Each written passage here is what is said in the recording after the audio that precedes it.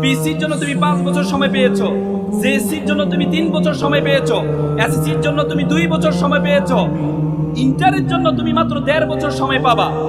Inter pass করার পরে বিশ্ববিদ্যালয় ভর্তি পরীক্ষার জন্য তুমি মাত্র 4 মাস সময় পাবা। তার মানে তোমার সময় যত কমবে, তোমার সময়ের গুরুত্ব, তোমার পরীক্ষার গুরুত্ব তত বেশি বাড়বে।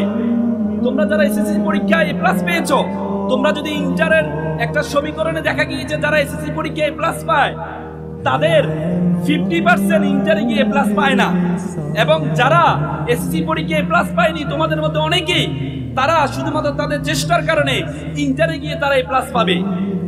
তো সুতরাং এই যে সময়টা তোমাদের জন্য, এই সময়টা তোমাদের জীবনের জন্য সবচেয়ে গুরুত্বপূর্ণ সময়। তোমার ইন্টারের পরে, ইন্টার পাস করার পরে তুমি যখন বিশ্ববিদ্যালয়ে ভর্তি হবা, দেখবা তোমার বিশ্ববিদ্যালয়ে একজন শিক্ষার্থী, তোমার বন্ধু যে তোমার পাশে বসে আছে, তার চেয়ে তোমার পার্থক্য হয়ে যাবে ডাবল থেকে ট্রিপল, প্রচুর পার্থক্য হয়ে যাবে। আমি একটা এক্সাম্পল দিই তোমাদেরকে। একবার একটা শিক্ষক একটা ব্যাংকের একজন দারোয়ান, সে ম্যানেজারকে বলে, স্যার আপনিও 9টা থেকে 5টা পর্যন্ত সময় দেন, আর আমি সময় দিই সকাল 8টা থেকে সন্ধ্যা 7টা পর্যন্ত।